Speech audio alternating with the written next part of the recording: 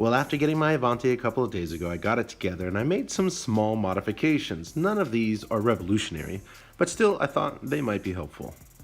I read a comment off of Hobby Squawk that sometimes this spring will invert, meaning that the loop normally goes down, but sometimes I think in the wind this will invert up. And I saw that someone did a rubber band mod, and what all this does is there's barely any tension on this.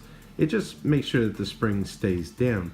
As well as sometimes if you have a rough landing in high grass, these doors pop off and people have been losing their springs. So I'm hoping that this modification will allow the spring to stay. This is also the mod that I did based off of feedback that people said that there's too much slop in this front landing gear. What it allows you to do is you can still access the screws underneath here, take out the landing gear and get it back in, but this provides an extra level of security. Now regarding the rubber band mod that is on the spring that pulls the doors shut, I'd seen a couple options where people would put hooks here or screws, and I was contemplating all these different things, and then I realized there's already a hook right here, and so I just made a simple smaller rubber band that pulls onto this and it keeps everything just taut, but yet not too tight.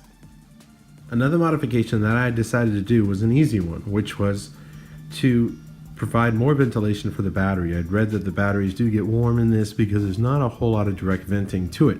And so as this nose cone comes off, which is common on a lot of jets, you have this magnet front. What I did was I took a brass pipe, I sharpened the inside edge of the brass pipe, and all I did was simply just work it into the foam so that it popped out there. I started here so that the paint break was a little bit cleaner, but as you can see, it's actually really difficult to notice when the jet is right side up. Another simple change that I made was I changed out the Phillips screws that are the wing screws. I didn't want to be dealing with Phillips heads because they tend to strip, so I added these hex heads. For the battery tray, Freewing includes a non-slip pad. Now, I personally like to use Velcro. So this is actually a big Velcro pad, and what it does is I put Velcro on all of my 6 cells so that I can place it here. I've got my CG line, mine's CG'd about 107 or so, and it Velcros down, and then I do put the strap on as extra measure. Now, the strap can be a little bit cumbersome when you're trying to get a big battery in there with Velcro, so I added just a little Velcro patch here, so that then what happens is I can put this up, and it stays up, it stays out of the way. A small detail, but to me, those are the things that are a pain in the butt when you're out in the field. When I get to the field, I have to transport this jet with the wheels up in their retracted position. And I didn't want to load a heavy 6S battery into here, be fumbling around with it on the ground or on my lap, and then cycle the gear to be extended like they are now. So what I did was I made a simple connector. Now I won't fly the plane with a 4-cell, but the 4-cell allow me to cycle the gear so that I can extend them. I just didn't want to be handling this thing on my lap, trying to get a battery in it to then extend the gear. And another very simple, this is kind of basic, but I was having a hard time getting this canopy open, so I added some clear tape to the back.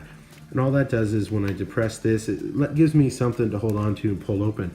Many jets already come with that, or canopies come with that. This one did not, just a simple change. Well, like I said, nothing here is super revolutionary or even unique to me. These are just some of the things that I like to do in my setup. Now, if you're like me, I research the heck out of everything before I buy it because I want to know. And I know sometimes seeing it on video helps. So hopefully you found that this video has been helpful to you, whether you're deciding to purchase the Avanti or how to set it up before you fly.